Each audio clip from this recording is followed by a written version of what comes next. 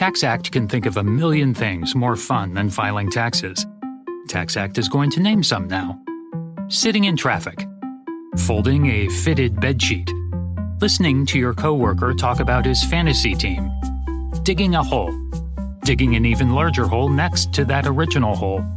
Unfortunately, TaxAct's filing software can't make taxes fun. But TaxAct can help you get them done. TaxAct. Let's get them over with.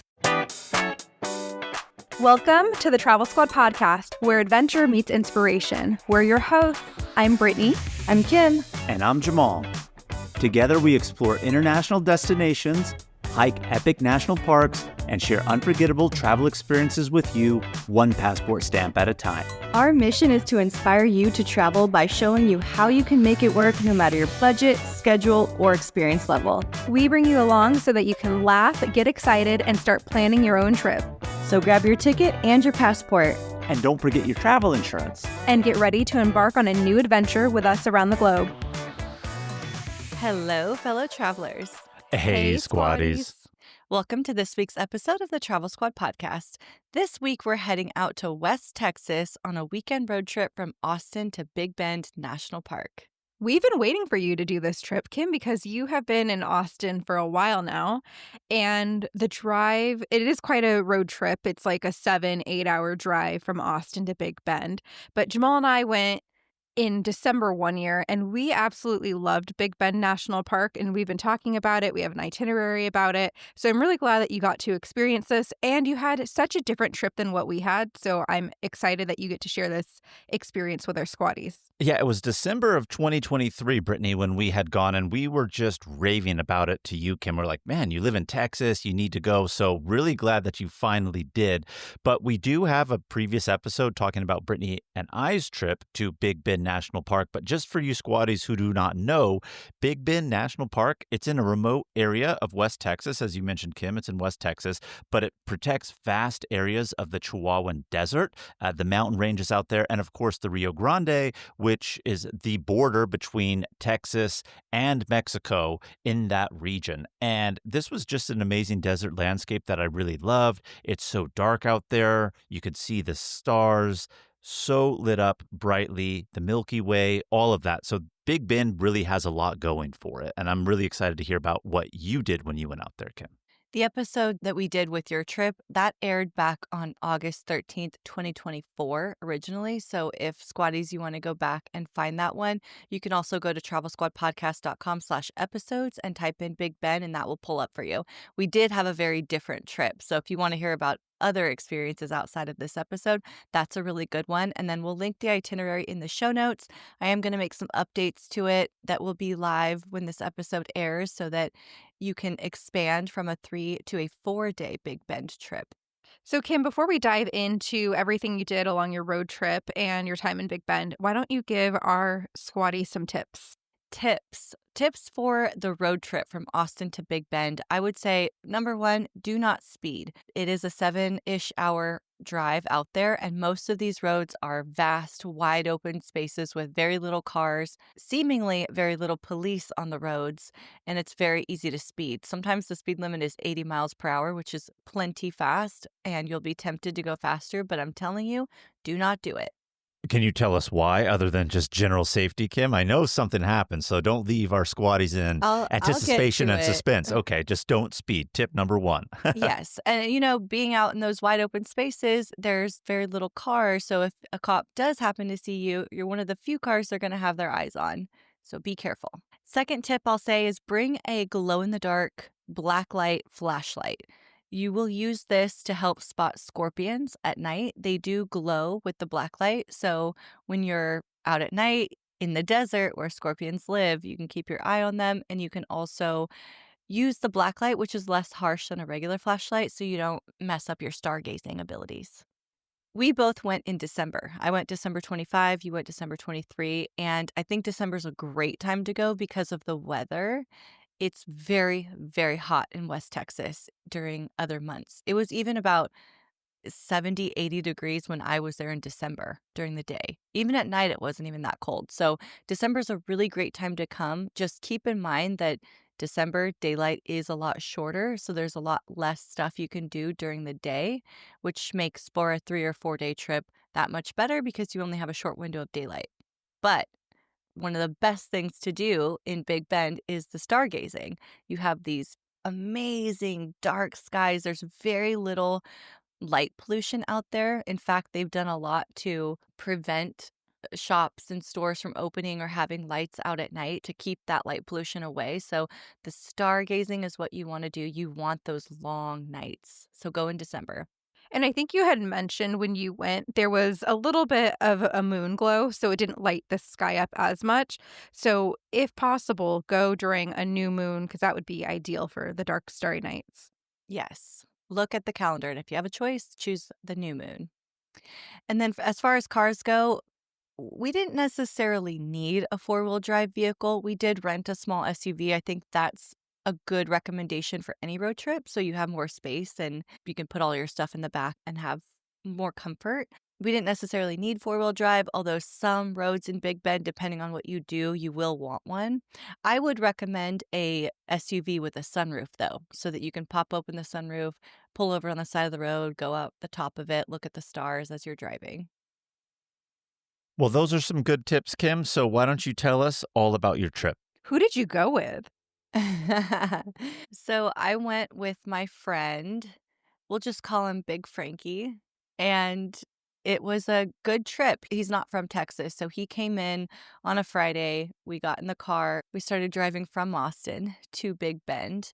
And like I said, it's a 7-hour drive. So you don't ideally want to leave at 7 p.m. in the evening. You would want to leave earlier in the day, get out there and get settled in, but that's not what we did. So our drive was a little bit different. We fully intended on having 2 nights out in Big Bend, Friday night and Saturday night, come back Sunday. We left Friday pretty late and we started driving. We drove about an hour out west, and an hour west is Johnson City. We happened to see some of the most beautiful Christmas lights covering this massive tree space. Every trunk, every branch was covered in lights. It was so pretty. And it looked like there was some type of community Christmas parade or something going on. So we stopped, we got out, and that's part of a road trip, right? You see something on the road and you stop and explore. Johnson City's a really cute little town. I know it's only an hour down the road, so you might be tempted not to stop, but I would say stop. You're on a road trip, have some fun. So that was really pretty. We stopped for 15 minutes. And then we kept going on to Fredericksburg. Fredericksburg is the wine country out here in Texas, and it's just about another 30, 45-ish minutes past Johnson City. So we're continuing on. We're like, let's stop in Fredericksburg. It's a great little town. I would recommend it. Maybe for your ideal road trip, doing it on the way back would be better than doing it on the way there. But either way, it's a great place to stop. The downtown Fredericksburg is a really cute German town. It had a ton of Christmas lights when we went. But even without the Christmas lights in December, it would be a beautiful little town to go explore. We decided to stop into a place called Ready Wines. We wanted to have a quick drink, a little bit of a dinner stop. But this is kind of where our road trip ended for the night. We didn't actually make it to Big Bend on night 1. That does not surprise me. It does surprise me, Kim, but it also doesn't surprise me. But you are the more spontaneous type, of course, when you're doing these things. Brittany, of course, is really rigid schedule, although she does allow for flexibility. But I can assure you, if your plan was to be in Big Bend that night, you had to have a hotel. So I know Brittany wouldn't let a hotel burn. So what did you do with that one? Did you call the hotel where you're staying at? Tell them, hey, you're still coming, but you won't make it today? Like, what did you do? I messaged them, I emailed them, and just let them know that we'd be in the next day, that the flight got in late because the flight was delayed. That's part of why we left so late. And then the other reason was Ready Wines. They have great wines. It's a really beautiful place just to go in and have some wine and enjoy company. But the person that worked there, very, very nice man, very big talker. Truly, we were the only ones in there. We ordered a glass of wine. He sat down with us, and for the next 2 hours did not stop talking. That could keep you for quite a while then. Well, especially if he is engaging and you actually did enjoy it versus getting annoyed. Because if you got annoyed, I'm sure you probably would have gotten up a little bit. But It was a good conversation, but we really didn't say much. This man really talked a lot. We were like, yeah, okay. So then we ended up buying a box of wine from Ready Wines and we took it and we're like, all right, we got to go. But when we looked at the clock, it was already like 1-ish a.m. at this point, and so we thought we could keep driving. I just don't know what's between here and there as far as hotels go because the roads are vast. There's nothing out there. right. The next day, as we start driving, we did see that there were a couple of other places we could have stayed, maybe an hour or two down the road, but we just didn't know. So if we would have kept driving, we would have gotten in around 5 in the morning without any other stops. So we were like, let's just get a hotel here in Fredericksburg to sleep, get up early, and continue on the drive. So that's what we ended up doing. We found a really nice IHG hotel and called it a night. Day 2 started off really strong. Amazing breakfast buffet at the IHG. One of the best I've ever seen, honestly. Biscuits and gravy, eggs, bacon, sausage, warm cinnamon rolls, and the ambiance inside the IHG just felt like a cozy Texan Christmas lodge. That sounds really nice. Like, I think of warm, cozy, and cinnamon rolls and coffee, and that just sounds like the perfect morning breakfast and stay. Good way to start the morning. So I'm not feeling so bad about losing out on the first night of the bubble, which in hindsight, I would not recommend getting to the bubble at night. It would be really hard to find. It's hard to find during the day. So, yeah. Well, you're talking about maybe the road that is off the main road to get to the bubble hotel that you were staying at. But it is dark out there, right? Of course, it's great Yes. for stargazing. But even when Brittany and I arrived in Big Bend ourselves, where we were actually staying, by the time we got there, because we drove from El Paso, which is probably the closest major city to Big Bend National Park, like we got there at night and our hotel room was like no more than 20 feet away from where we parked, but you couldn't even see it because it is that dark out there. Yeah. So we started the drive, and I'm doing my makeup in the car. That's a great way to save time.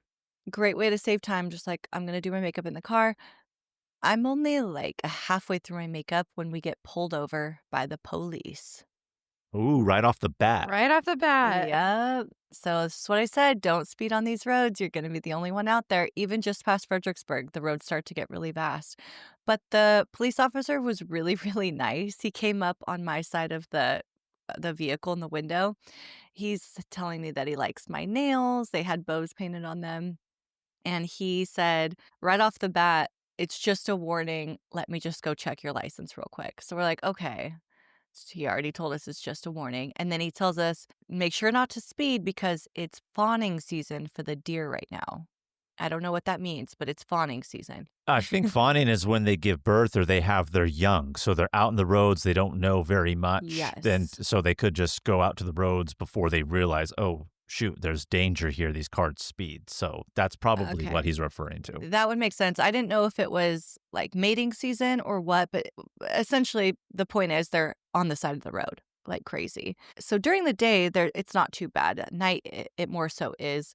But we continue on. We're driving down, and now we really wanted to get there, so we didn't do any stops. But there are a lot of cool stops along this road towards Big Bend. You can stop at the Caverns of Sonora. You'll start to see big billboard signs advertising it. It looked really cool. I would have loved to stop if we had more time. Like, we were only planning to do 2 days here. I really do think 3 nights or 4 days would be ideal because you might not think there's a lot to do out in the desert, but there actually is a lot to see and do out here. And the Caverns of Sonora would be a great stop on the road trip. There's also Marathon, which is the last little town before you get to Big Bend. Kind of has a lot going on. You could stop and get something to eat here. You can maybe load up on groceries. And then Marfa is another really weird little artsy town. They have like a fake Prada store there. It's about an hour further west from Big Bend. So on your way back, that could be a good place to stop too. I was going to say, based off of where you were coming, you did not pass that Prada store, did you? Because Brittany and I did. It's out in the middle of nowhere, just this one random installation. But you did not see that yourself, did you? If you're doing this road trip, Austin to Big Bend, it would be out of the way to go there. Right. See, and we did not see the Sonora Caverns coming from our direction, which I would love to do because you could hear caverns, you could assume it's a cave, but these are nice caves with stalagmites, stalactites, like really, really cool. So, a lot of people think, oh, the desert, there's nothing, just kind of like you said, but really there's lots of stuff to do. And I was like so impressed. And I know the caverns aren't in Big Bend National Park, but I really loved it out here because it was just such a unique desert environment that was really cool. Definitely. And there's a lot of military forts and mining ruin sites that you can stop into, and you'll start to see those signs on the side of the road as you're driving. So it's a 7-hour drive technically, but I would plan for more so that you can stop and see things.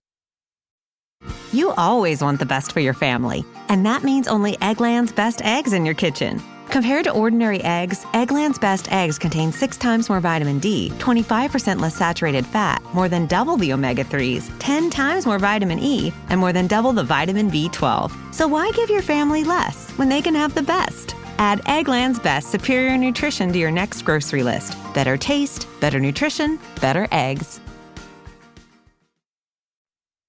Now, the main draw for me on this trip, while certainly was seeing Big Bend National Park and knocking off that national park on my list, but the main thing for me was the glamping experience that we booked. We booked a 2-room spot at the Bubble Terlingua.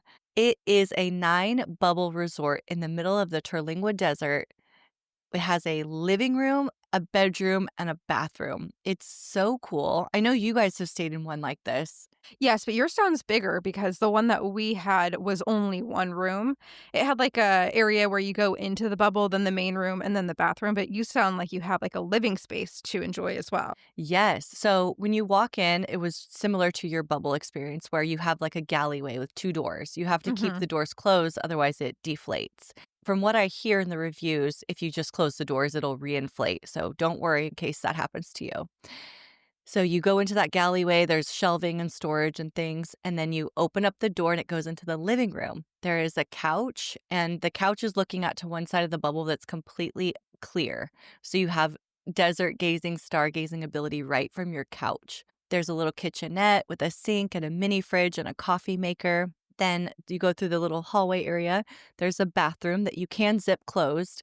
It has a shower, flushable toilet, sink, running water. And then there's the bedroom with a huge bed, so comfortable, the most beautiful linens. And when you lay on the bed and you look up, the top of the bubble is all open for stargazing too.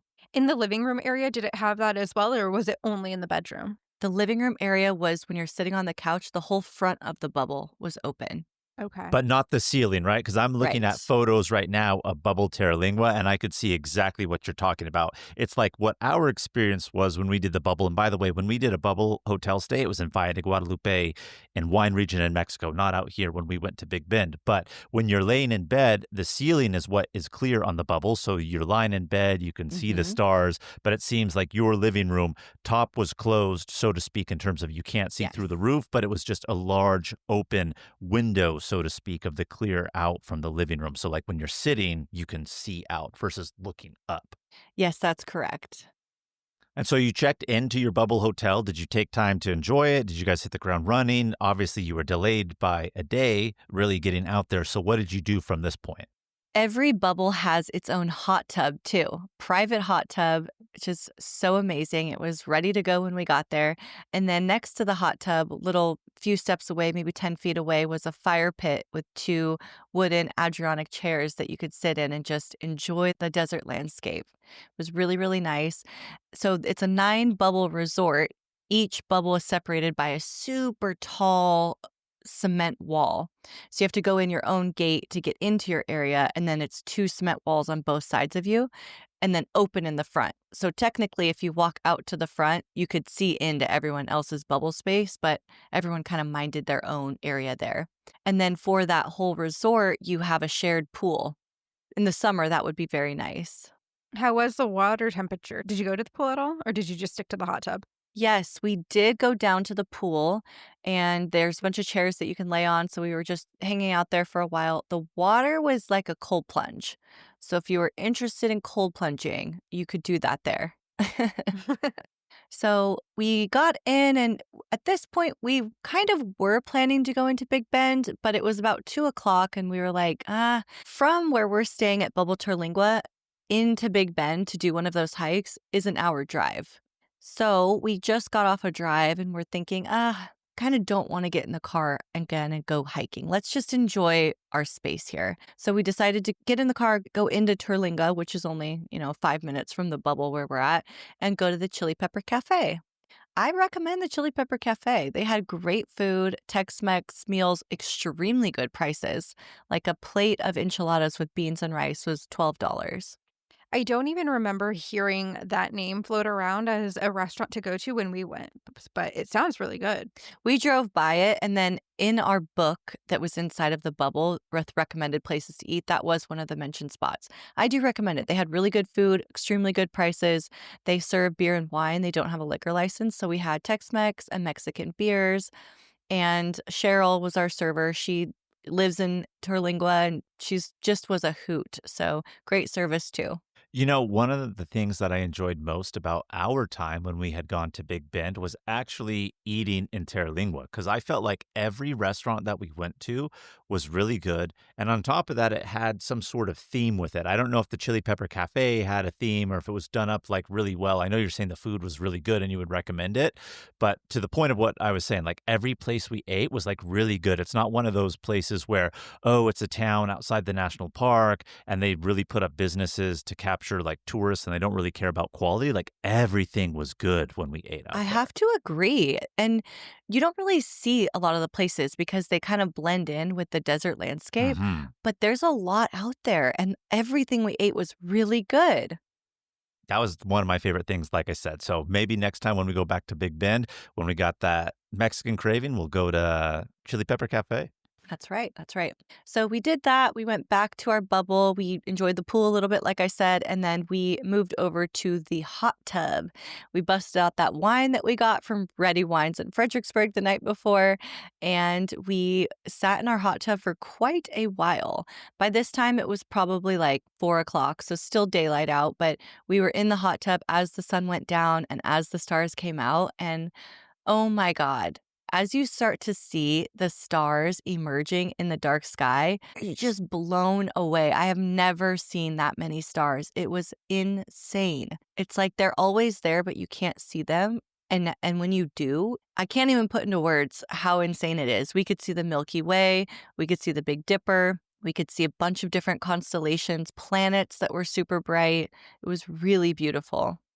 Brittany and I, and of course, some of those trips have been with you, Kim. We've been to lots of places where they say the stargazing here is like absolutely amazing, right? I'm thinking about when Brittany and I were in Uganda. We were on the equator and they're supposed to see it. Of course, there's no light pollution out there because you're in the middle of the jungle. It was like fantastic, right? When we were hiking the Inca Trail to Machu Picchu, one of my regrets is I didn't spend more time stargazing, but we were at a really high elevation, an area where you're supposed to just see the stars, the Milky Way in such an incredible way because there is no light pollution.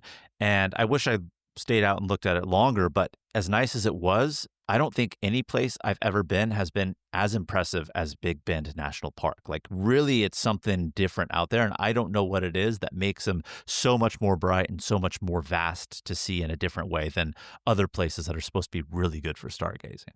I mean, when you compare it to the Inca Trail, there's no light pollution out there either.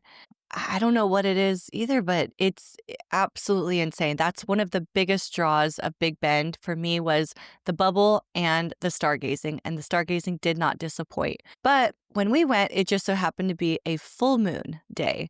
And so around, let's say 7-ish, 8-ish, maybe the moon starts to come up and we start to see the stars get less. There's still a lot out, but we're seeing less and less stars. And we look beyond our big, tall cement wall and we see the big, bright moon is starting to come up. So we're like, okay, let's just enjoy what we can. Look at this side of the sky. It's still dark. This side's starting to light up. The moon itself looks really cool, too. Watching a moonrise is actually really cool and amazing. Yeah, it was still really pretty. It just took away some of the stars. But because we were out there for so long, we really got to see it really dark and then the moon come up.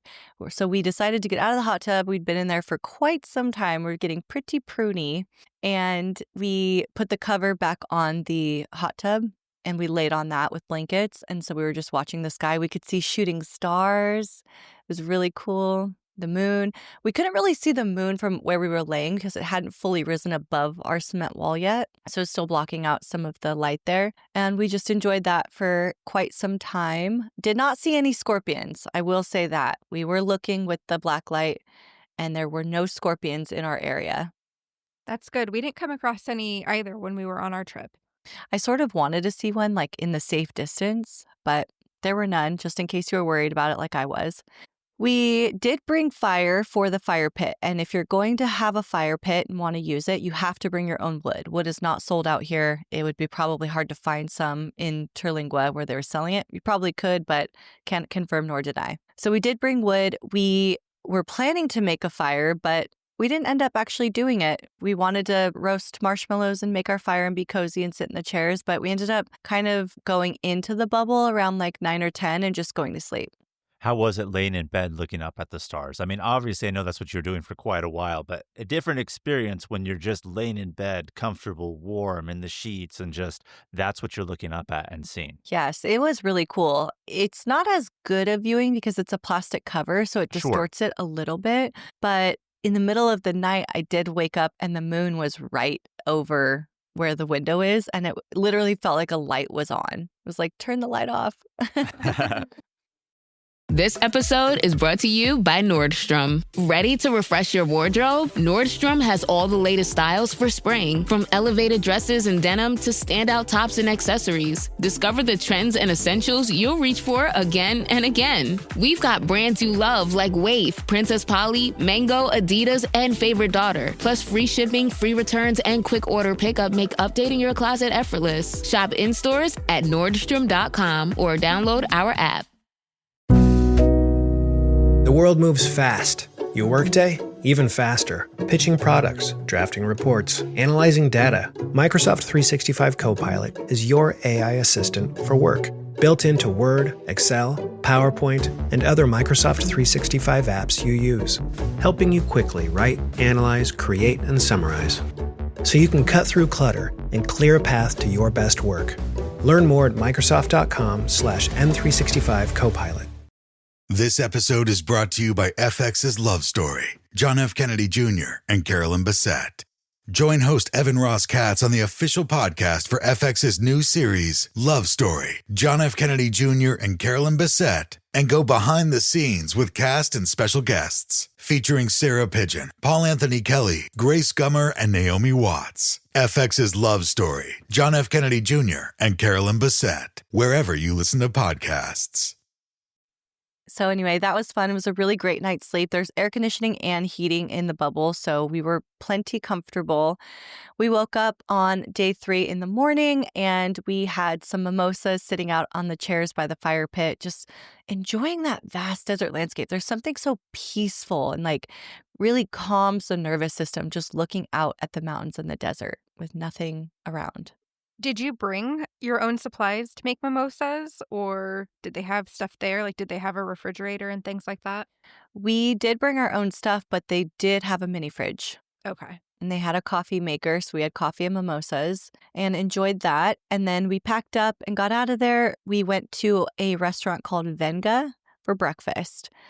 I highly, highly recommend this spot for breakfast or lunch.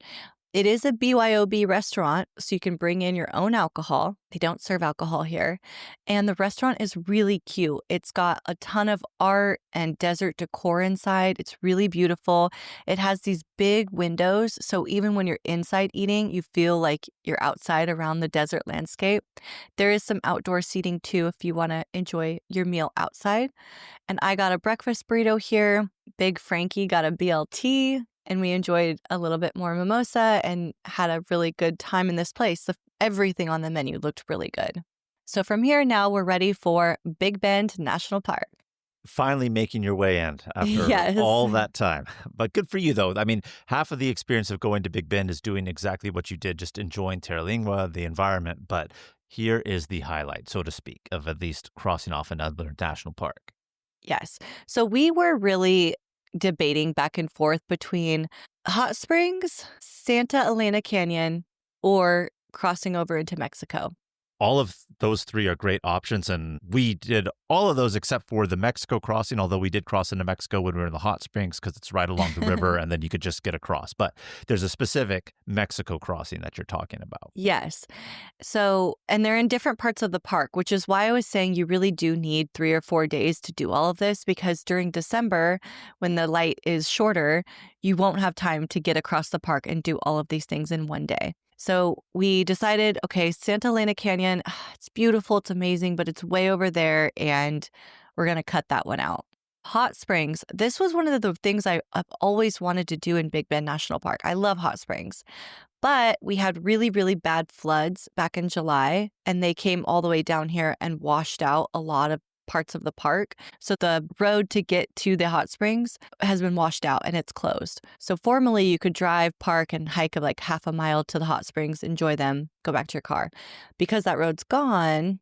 And even with that road is kind of sketch. Like you would want a 4-wheel drive vehicle on that road without it being ruined. So now that it's all washed out, I could just imagine how bad that road is. And it's closed. You cannot drive on it. The national park has closed it. So that makes that half-mile little trek 5 miles. And so that adds time to what you can do in the day. And then when I looked at a recent YouTube video of someone that went there, it also looked like the hot springs were a little bit washed out. They weren't as designated with borders like they were prior, and they looked much more muddy than they did when you two went. Okay. So as much as I wanted to do that, if we had one more day, I still would have done it. But we decided not to. We're like, all right, let's do Mexico crossing. As I watched some videos on this, it looked pretty interesting. It looked very unique.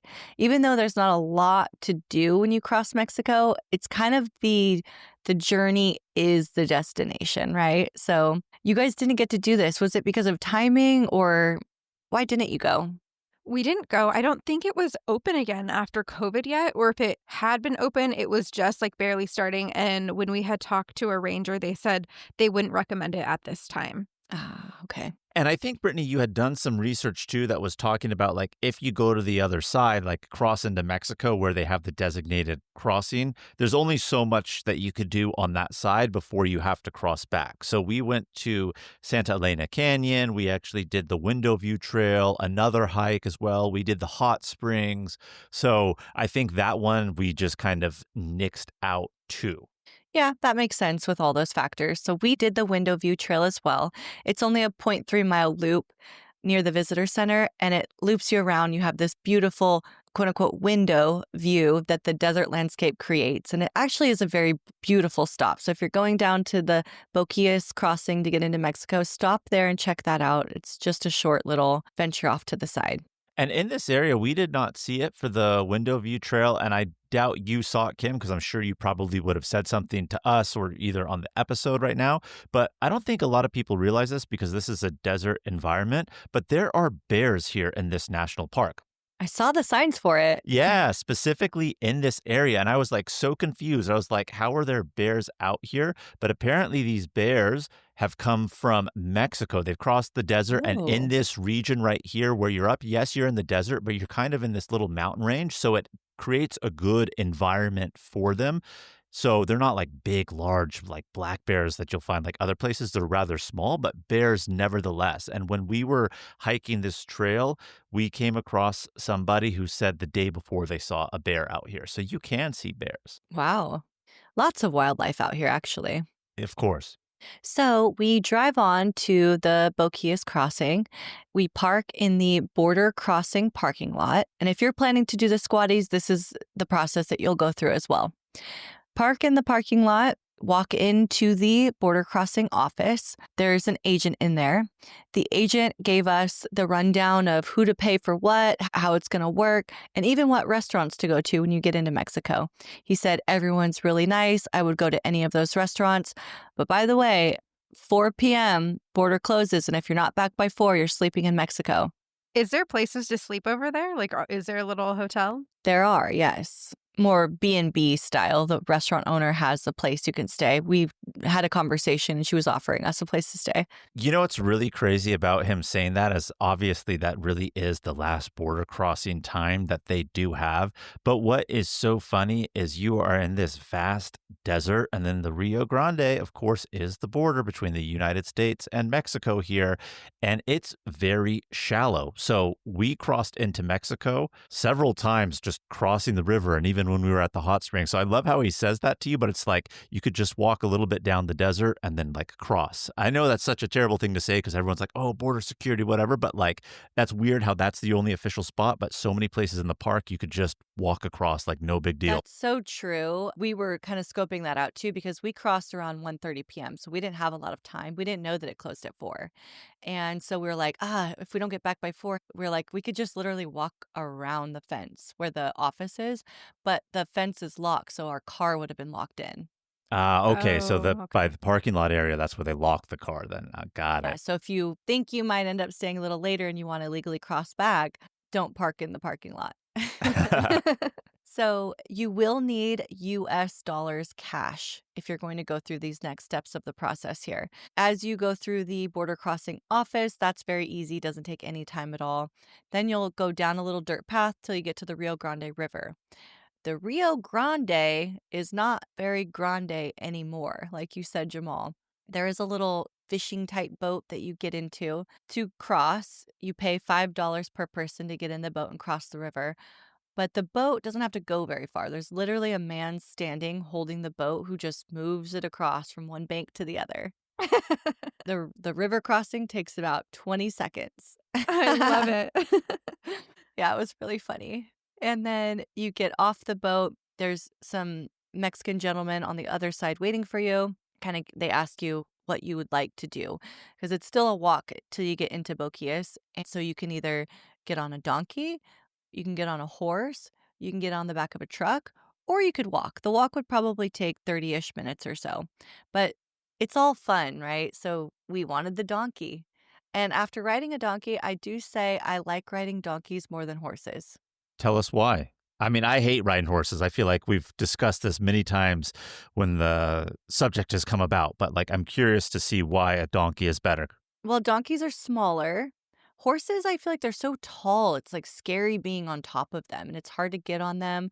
Donkey was perfect size, didn't go too fast. In fact, the guide kept having to smack his ass to keep him walking. Donkeys are the way to go. Okay. All right. I'm going to have to try to ride a donkey. I don't think Jamal would like riding a donkey. I don't think so either. You're too tall. You're too tall, Jamal. Well, that's probably why, because all the horses I've ridden have been like smaller ones. And so that's always created an issue for me. And it's just uncomfortable with my ass on the saddle. So lots of things going on for me not like We're to going to give you a ride proper size animals. horse one day Mm-hmm. to ride. So it's $5 to pay to cross with the boat, and then it's about $10 each for the donkey ride. And that is round trip, and it includes a local guide that stays with you the whole time. So you're not just on a donkey and riding off into the sunset. Someone's with you. So we ride on in. We're having so much fun. And even this little baby donkey is coming with us because I'm riding his mama. So there's like a baby with us. It's so cute. Aw. And there's 2 main restaurants when you get into Boquillas. One is Jose Falcon's Restaurant and Bar. The other is Boquillas Restaurant Bar. They're right across from each other.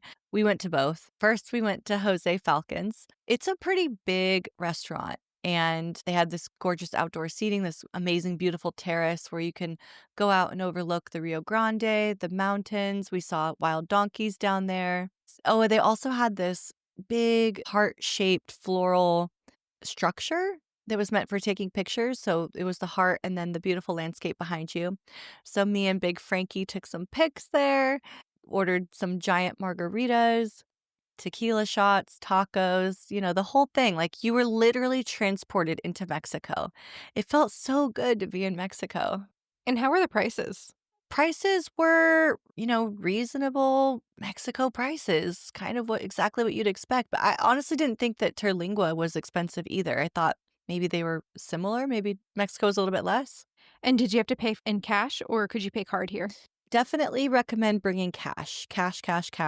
It helps the locals with cash too. So definitely pay with cash, but they do accept cards or Venmo. I saw some signs for that. If necessary, they do have that available.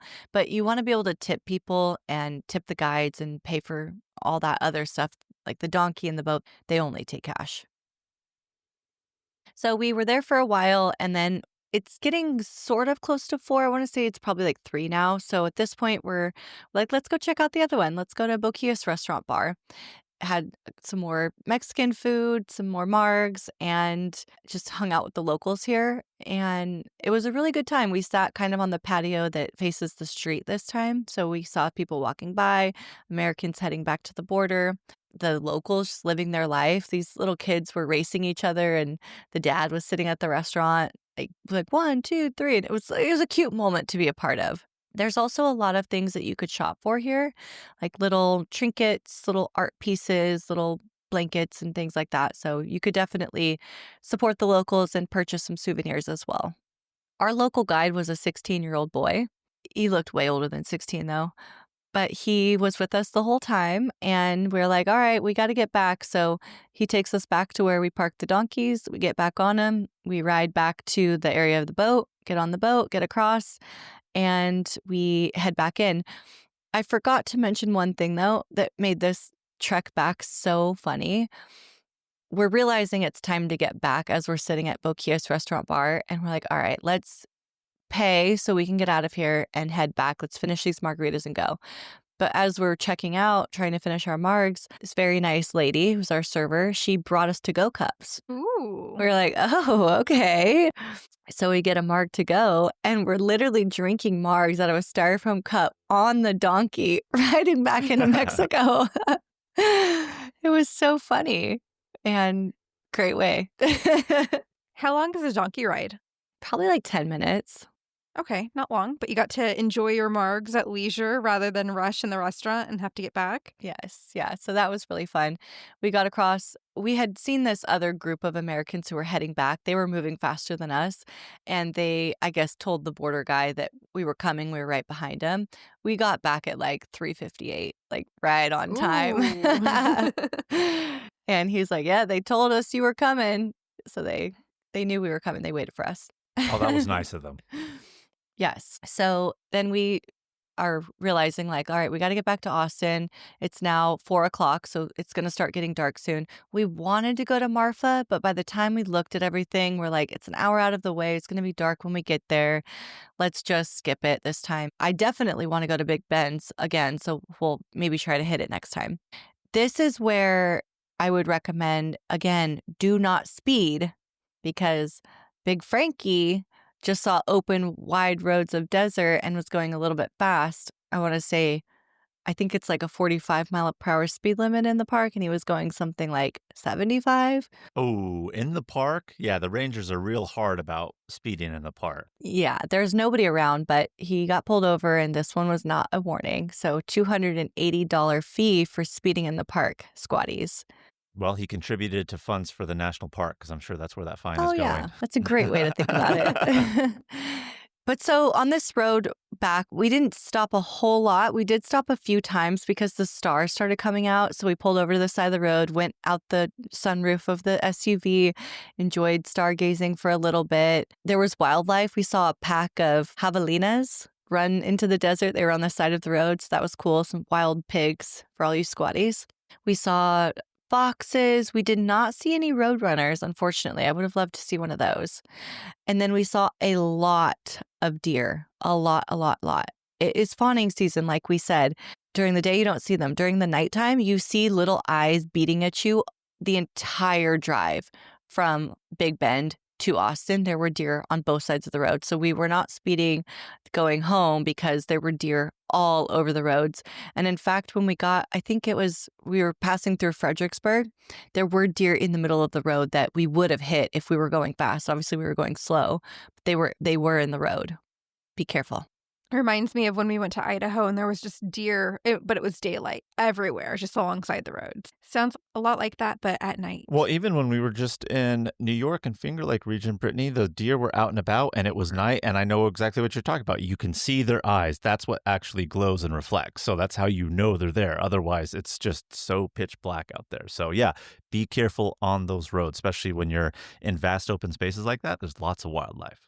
But it sounds like you had a fun trip nevertheless. Short time in the park, Kim, but fun experience all around. So, Kim, I have a question for you. Hearing about our experience and then having this experience of yourself, you said you'd go back to Big Bend National Park. What would you do differently next time you go back? I would try to spend more time there. One night obviously wasn't enough. 2 nights, I don't even think 2 nights would be enough. I would like to spend more time. I would definitely want to do the Santa Elena Canyon. I guess just more of the hikes, spending a little bit more time actually in the national park would be nice. And then eating in more places in Terlingua. Every place was so good and they were all very like artsy and unique and weird and different. I would like to explore more of just that little town. Yeah, all of the food places that Jamal and I ate at were amazing too. And one of them was actually in a cave, which I'm surprised you didn't go to because they have like cocktails and really Was it good the Starlight? food. No, it wasn't the Starlight. What was it? Starlight was the steakhouse. I'm trying to remember the name of where we went. That was the cave. Oh, and you bring up a great point. There are some really unique stays that are built into the cave. If I go back to Big Bend, I would definitely want to stay in one of those. They're like luxury cave hotels. Well, again, great food, great places to stay. And as you were just talking about a cave stay, the name of the restaurant came to me, Kim. It's called La Kiva. So that was the cave restaurant that we had gone to. Cool. Really good food, really good ambiance. Yeah, a lot more to do out there. So I can't wait until we all go back one day.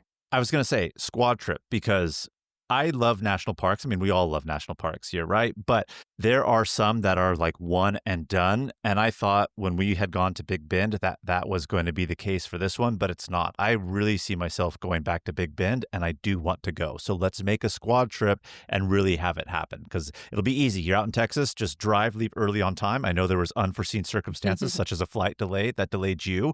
But if we fly into El Paso, you leave from Austin, we could meet up there and then bam, have a great time at Big Bend. I have been hearing about a music festival. I think it's called Big Bond that's happens out in Big Bend. So that could be something worth checking out too. Absolutely. And Kim, I don't know if the process was different for when you went, but when we went, we actually went into the visitor center to pick up our national park pass to display. Did you guys pay for it like upon entrance or did you have to go into the visitor center to? We paid a fee of $30 just to enter the park and they had that checkpoint when you drive in. Okay, cool. All right, squaddies, thank you so much for tuning in to our Big Bend road trip episode this week. Keep the adventures going with us on all the socials at Travel Squad Podcast. And if you have a question, DM us on Instagram. If you found the information in this episode to be useful, or if you thought we were just plain funny, please be sure to share it with a friend that would enjoy it too. And as always, guys, you know it. Please subscribe, rate and review our podcast, and tune in every Travel Tuesday and Fridays for new episodes. And stay up to date with the podcast by signing up for our newsletters. Thank you so much, squaddies. Have a great weekend. Bye. Bye.